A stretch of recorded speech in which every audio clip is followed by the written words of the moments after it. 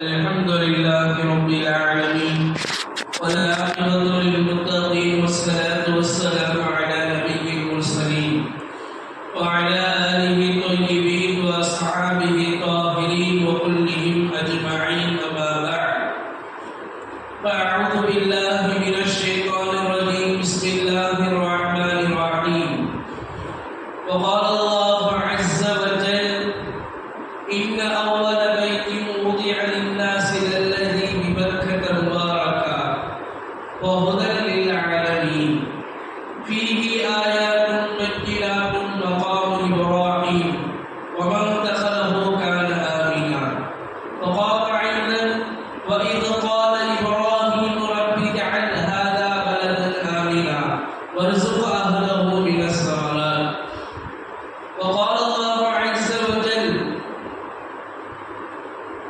إن الله وملائكته يصلون على النبي يا أيها الذين آمنوا صلوا عليه وسلموا تسليما اللهم صل على محمد وعلى آل محمد وبارك وسلم عليه اللهم صل على محمد وعلى آل محمد وبارك وسلم عليه اللهم صل على محمد وعلى آل محمد وبارك وسلم عليه فقال رسول الله صلى الله عليه وسلم إن الله حرم مكة يوم خلق السماوات والأرض فهي بالحرام حرام الله إلى يوم القيامة صدق الله مولانا العظيم وصدق رسوله النبي الكريم ونحن على ذلك من الشاهدين والشاكرين والحمد لله رب العالمين அளவற்ற அருளாளனும் நிகரற்ற அன்புடையவனுமாகிய எல்லாம் வல்ல அல்லாஹ் ஜல்ல ஷானஹு தஆலாவுக்கே அனைத்து புகழும் உரித்தாகுக. அவனது சாந்தியும் சமாதானமும் சர்தார் ஆலம் ஸல்லல்லாஹு அலைஹி வஸல்லம் அவர்களின் மீதும் அவர்களை பின்பற்றி வழிவந்த உத்தம சத்திய சஹாபாக்கள் தாபிஈன்கள் தபஅ தாபிஈன்கள் வலிமார்கள் ஷுஹதாக்கள் நாதாக்கள் நல்லவர்கள் குறிப்பாக நம் அனைவர்களின் மீதும் அல்லாஹ்வின் சாந்தியும் சமாதானமும் என்றென்றும் நின்றளவற்றுமாக ஆமீன். கண்ணியத்திற்கும் பெருமதியாதற்குரிய அல்லாஹ்வின் நல்லடியார்களே, இந்த மாதம் உலகெங்கிலும் கடைகோடிகளில் இருக்கக்கூடிய ஹஜ் செய்வதற்கு யார் யாருக்கெல்லாம் கடமையாக இருக்கிறதோ அப்படிப்பட்ட ஹாஜிகள் எல்லாம் தன்னுடைய 5வது கடமையை நிறைவேற்றுவதற்காக வேண்டி பயணப்பட்டு செல்லக்கூடிய ஒரு காலகட்டத்தில் நாம் எல்லாம் அமர்ந்திருக்கிறோம். அல்லாஹ் ஜல்ல ஷானஹு தஆலா குர்ஆனிலே சொல்லி காட்டுவான், அல் ஹஜ்ஜு அஷ்ஹுரும் மஅலூமாத், ஒரு குறிப்பிட்ட காலத்தில் தான் ஹஜ் செய்ய முடியும். எனவே இந்த ஹஜ் செய்யக்கூடிய காலத்திலே ஹாஜிகள் எல்லாம் தன்னுடைய ஹஜ்ஜை நிறைவேற்றுவதற்காக வேண்டி ஆர்வத்தோடும் ஆசையோடும் தேட்டத்தோடும் மக்காவின் பக்கமாக சென்று கொண்டிருப்பார்கள். நாம் ஹஜ்ஜை பற்றி தெரிந்து கொள்வதற்கு முன்பதாக ஹஜ் செய்யப்படுகிற அந்த இடம், ஹஜ் செய்யக்கூடிய அந்த ஊர் எப்படிப்பட்ட ஊர் என்பதை நாம் தெரிந்து வைத்துக் கொள்ள வேண்டும். அல்லாஹ் ஜல்ல ஷானஹு தஆலா குர்ஆனிலே சொல்லி காட்டுவான், இன்ன அவ்வல பைத்தி உதிய லின்னாஸி அல்லதி பிமக்கா. அல்லாஹ் ஜல்ல ஷானஹு தஆலா அந்த புனிதமிக்க மக்கா நகரத்தை அல்லாஹ் ஜல்ல ஷானஹு தஆலா குர்ஆனிலே இப்படி பதிவு செய்வான், பிமக்கா என்பதாக பதிவு செய்வான். மக்கா என்று சொன்னால் அதற்கு என்ன அர்த்தம்? இன்னொரு இடத்துல அல்லாஹ் மக்கா என்பதாக பதிவு செய்வான், இன்னொரு இடத்துல அல்லாஹ் உம்முல் குரா என்பதாக பதிவு செய்வான், இன்னொரு இடத்துல அல்லாஹ் தஆலா வலதுல் அமீன் என்பதாக பதிவு செய்வான். இப்படியாக 4 இடங்களில் அல்லாஹ் ஜல்ல ஷானஹு தஆலா வெவ்வேறு பெயர்களை சொல்லி அழைப்பான். சரி, மக்கா என்று சொன்னால் என்ன அர்த்தம்? அதற்கு விரிவுரையாளர்கள் சொல்லி காட்டுவார்கள்.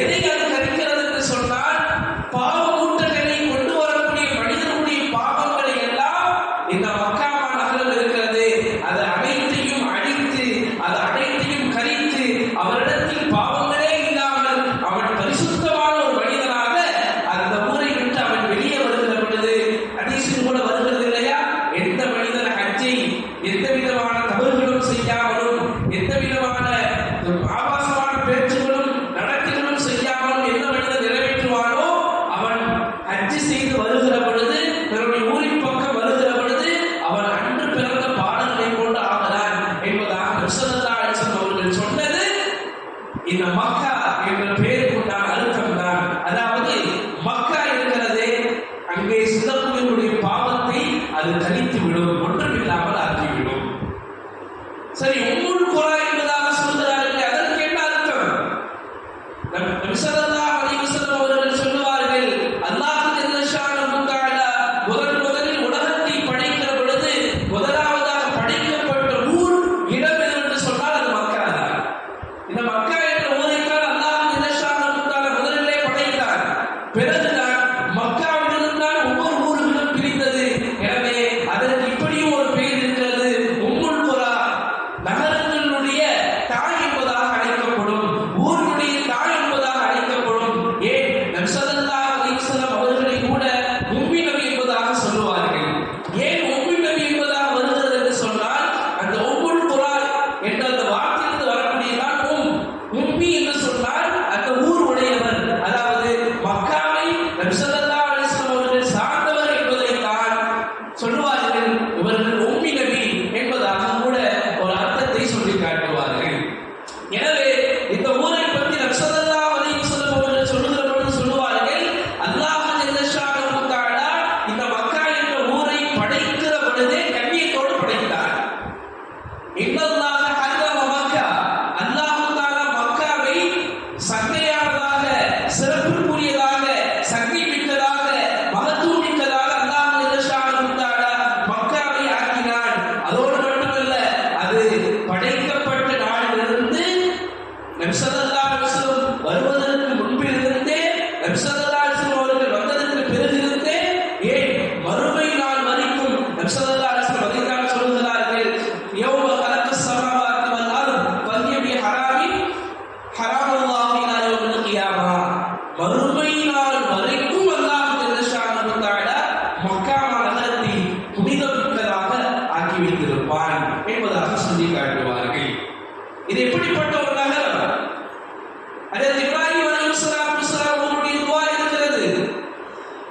ஹஜ்ரத் இப்ராஹிம் அலைஹிஸ்ஸலாம் அவர்கள் தன்னுடைய மனைவி ஹாஜரா அம்மையார் அவர்களையும், தன்னுடைய புதல்வர் இஸ்மாயில் அலைஹிஸ்ஸலாம் அவர்களையும் மக்கா என்று அப்பொழுது பார்க்கப்படுகிற அந்த மக்கா எந்த விதமான மனிதனுடைய சஞ்சாரங்களும் இல்லாத, எந்த மனிதனும் இல்லாத, சாப்பாட்டிற்கும் குடிப்பிற்கும் ஏன் பேச்சு துணைக்கு கூட ஆள் இல்லாத ஒரு பொட்டல் காட்டிலே இப்ராஹிம் அலைஹிஸ்ஸலாம் அவர்கள் ஹாஜரா அம்மையார் அவர்களையும் இஸ்மாயில் அலைஹிஸ்ஸலாம் அவர்களையும் விட்டு விட்டு வருகிற பொழுது அல்லாஹ்விடத்திலே துஆ செய்கிறார்கள். அல்லாஹும்ம ஜஅல் ஹாதா பலதன் ஆமினா, யா அல்லாஹ் இந்த நகரத்தை நீ நிம்மதியான ஒரு நகரமாக ஆக்குவாயாக. அதாவது எந்த விதமான அச்சமும் இல்லாத ஒரு நகரமாக இந்த நகரத்தை நீ ஆக்குவாயாக என்பதாக இப்ராஹிம் அலைஹிஸ்ஸலாம் அவர்கள் துஆ செய்தார்கள்.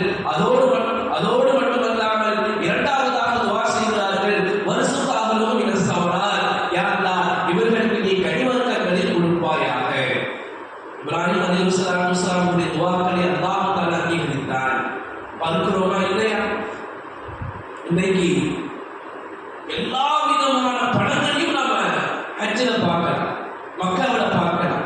நம்ம ஊர்ல கிடைக்காது, ஆனா அங்க எல்லா பழங்களும் கிடைக்கும். என்ன காரணம்? 5000 ஆண்டுகளுக்கு முன்பதாக இப்ராஹிம் அலைஹிஸ்ஸலாம் அவர்கள் துஆ செய்தார்கள், யா அல்லாஹ் இந்த இடத்தை எப்படிப்பட்ட இடமாக ஆக்க வேண்டும்? சகீனத்துடைய, அமானத்துடைய ஒரு இடமாக ஆக்க வேண்டும்.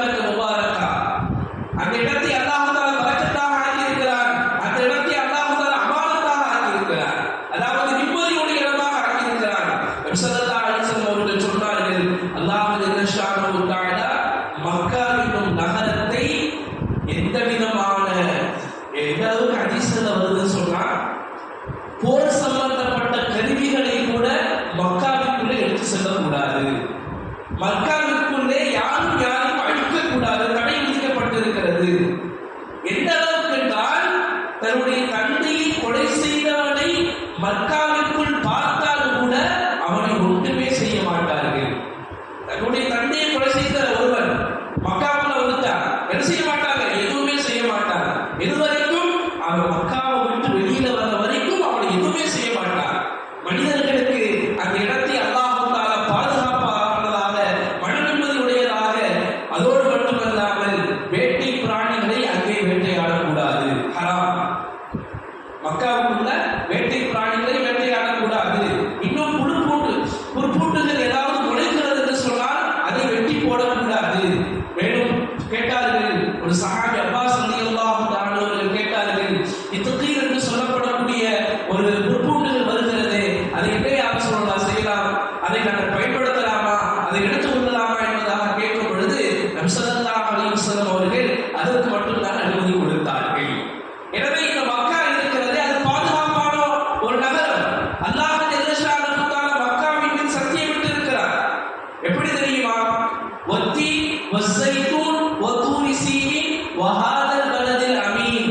அல்லாஹ் தஆலா வத்தி தீன், அதாவது அத்திப்பழத்தின் மீது அல்லாஹ் தஆலா சத்தியம் செய்திருக்கிறார். வதூரி சீனின், தூர் சீனா மலையின் மீது அல்லாஹ் தஆலா சத்தியம் செய்திருக்கிறார். அதோடு மட்டுமல்லாமல் இந்த புனிதமிக்க இந்த மக்கா நகரத்தின் மீதும் அல்லாஹ் ஜல்லஷானஹு தஆலா சத்தியம் செய்கிறார் என்று சொன்னால், இந்த இடம் இருக்கிறது, இந்த மக்கா இருக்கிறது, அது அல்லாஹ்விடத்தில் புனிதமான ஒரு இடமாக இருக்கிறது. அதோடு மட்டுமல்லாமல் சொல்கிறார்கள், மக்காவிற்கு சுமார் 13 பேர்களை சொல்கிறார்கள்.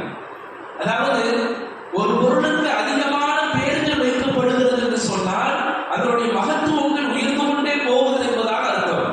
முதலாவது பெயர் சொல்லுவார்கள், இதற்கு மக்கா என்பதாக அழைக்கப்படும். இரண்டாவது மக்கா என்பதாக அழைக்கப்படும். மூன்றாவது பைத்துல் அதீக், அதாவது பழமையான ஒரு பள்ளி என்பதாக அழைக்கப்படும். நான்காவதாக அல் பைத்துல் ஹராம் என்பதாக அழைக்கப்படும்.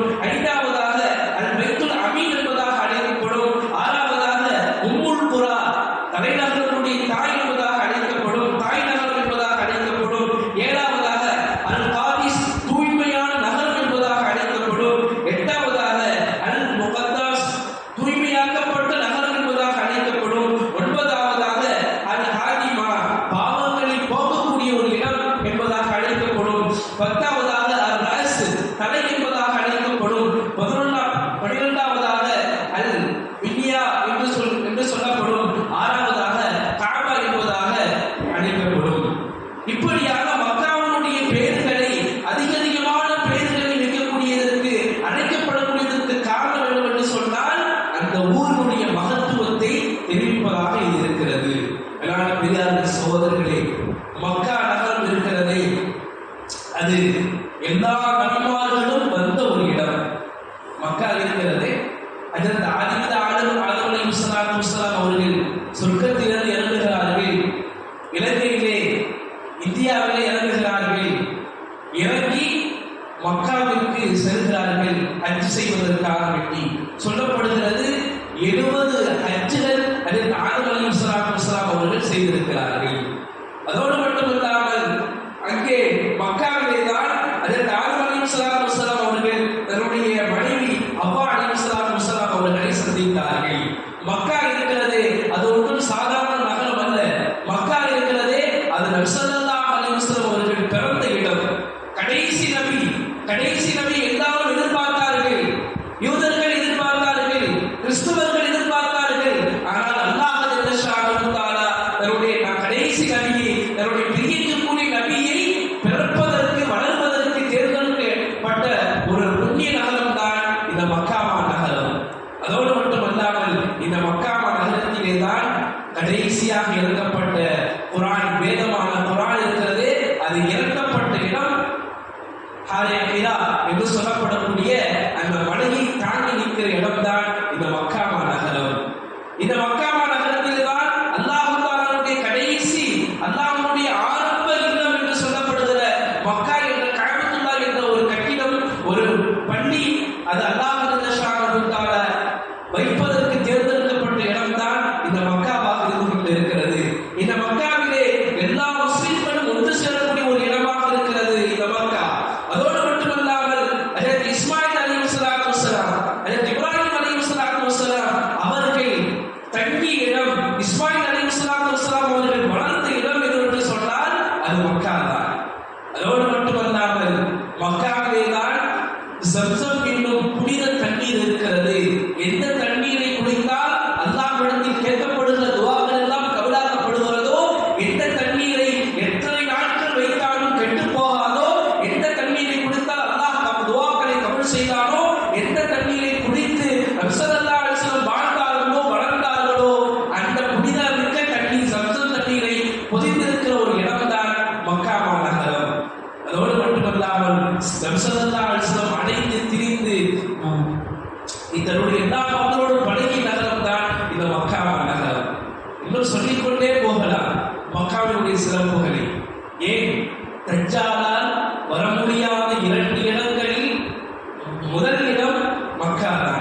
அதாவது தஜ்ஜால் மறுமை நாள் வருவதற்கு முன்பதாக வெளியாவான்.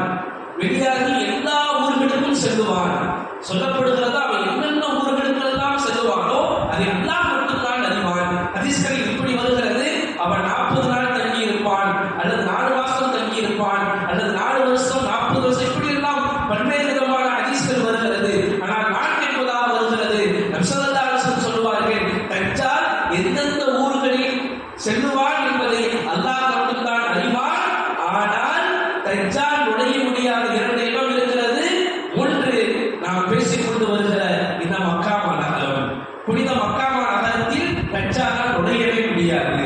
மக்காவுடைய எல்லா எல்லையிலையும் மலக்குமார்கள் நிப்பாட்டப்படுவார்கள். தஜ்ஜால் உள்ளே நுழைகிற பொழுது அவனை மலக்குமார்கள் எல்லாம் தடுத்து நிறுத்துவார்கள். சொல்லுவார்கள், இங்கே நுழைவதற்கு உனக்கு அனுமதி கிடையாது என்பதாக சொல்லி திருப்பி விடுவார்கள். 2வது இடம் மதீனா நகரம். மதீனா முனவ்வரா நபி ஸல்லல்லாஹு அலைஹி வஸல்லம் அவர்கள் துயில் கொள்கிற அந்த மதீனா புனித நகரத்தில் தஜ்ஜாலால் நுழைய முடியாது. எனவே தஜ்ஜாலால் பாதுகாக்கப்பட்ட ஒரு நகரம் என்று சொன்னால் அது மக்கா நகரம் தான். வேளாண் பிரியாத சகோதரர்களே, நாங்கள் மக்காவை பிரியப்பட வேண்டும், மக்காவிற்கு செல்ல வேண்டும் என்ற ஆசைகளுக்கு வர வேண்டும். அது எப்படிப்பட்ட பூமி தெரியுமா? அந்த பூமியில் அல்லாஹ்வுடைய ரஹ்மத் இறங்குகிறது.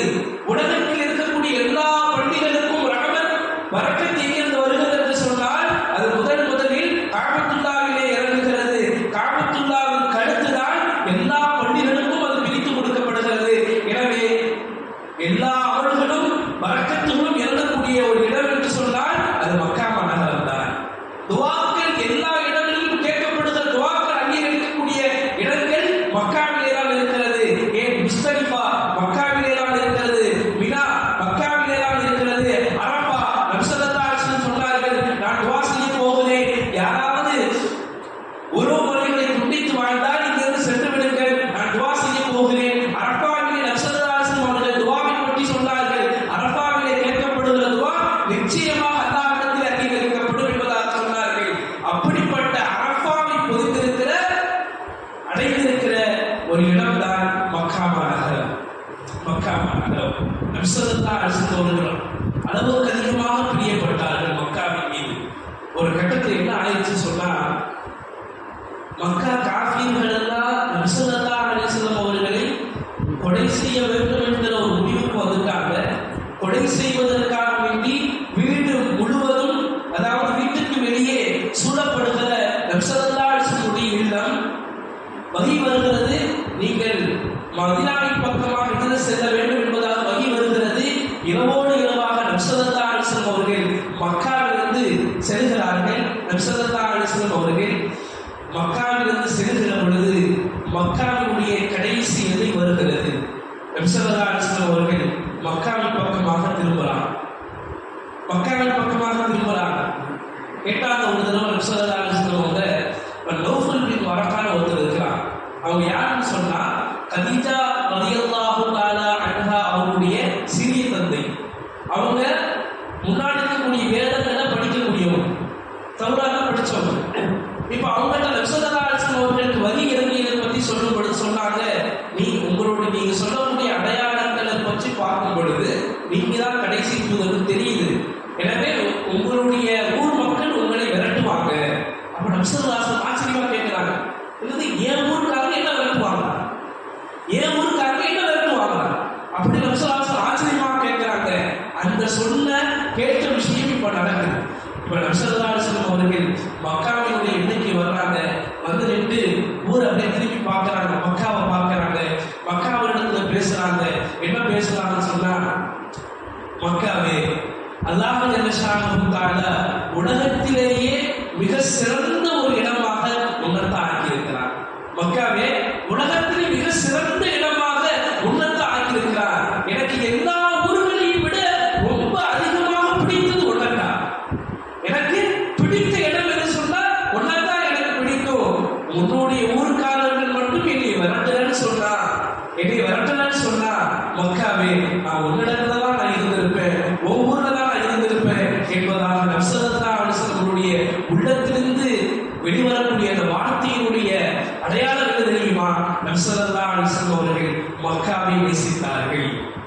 நபி ஸல்லல்லாஹு அலைஹி வஸல்லம் அவர்கள் மக்காவை நேசித்தார்கள். நாங்களும் மக்காவை நேசிக்க வேண்டும். மக்கா இருக்கிறதே எல்லா விதமான அமல்களும் நடைபெறுகிற ஒரு இடம்.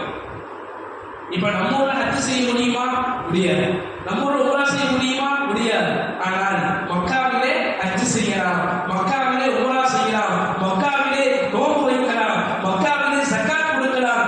எல்லா அமல்களும் நடைபெறுகிற ஒரு இடம் உலகத்தில் இருக்கிறது என்று சொன்னால் அது மக்காவை தவிர வேறு ஒன்றும் இல்லை. நபி ஸல்லல்லாஹு அலைஹி வஸல்லம் அவர்கள் சொன்னார்கள், யார் மக்காவை கண்ணியப்படுத்துகிறார்களோ, என்னுடைய இந்த சமுதாயத்திற்கு மக்காவை கண்ணியப்படுத்தினால் அல்லாஹ் அவர்களை கண்ணியமாக வைத்திருப்பான். யார் மக்காவை இழிவுபடுத்துவார்களோ அல்லாஹ் அவர்களை இழிவுபடுத்துவான் என்பதாக நபி ஸல்லல்லாஹு அலைஹி வஸல்லம் அவர்கள் சொல்லி காட்டினார்கள். எனவே மக்காவை நேசிப்பது இருக்கிறதே நம்மின் மீது கடமையாக இருக்கிறது. நபி ஸல்லல்லாஹு அலைஹி வஸல்லம் சுன்னத்தாக இருக்கிறது. எனவே மக்காவை நேசிப்போம், ஹஜ் செய்வோம், உம்ராக்கள் செய்வோம். அல்லாஹ் ஜல்ல ஷானஹு தஆலா நம் அனைவர்களையும் ஹாஜிகளாக ஆக்குவானாக. மீண்டும் மீண்டும் மீண்டும் அல்லாஹ்வுடைய இல்லத்தை, அந்த மக்காமா நகரத்தை, நபி ஸல்லல்லாஹு அலைஹி வஸல்லம் அவர்கள் துயில் கொள்கிற அந்த புனித நகரத்தை சென்று வரக்கூடிய சலாம் சொல்லக்கூடிய பாக்கியத்தை நமக்கும் நம்முடைய குடும்பத்தார்களுக்கும் மீண்டும் மீண்டும் தந்தது புரிவானாக. ஆமீன். வாஹிரு தஅவானா அல்ஹம்துலில்லாஹி ரப்பில் ஆலமீன். அஸ்ஸலாமு அலைக்கும் வரஹ்மத்துல்லாஹி வபரகாத்துஹு.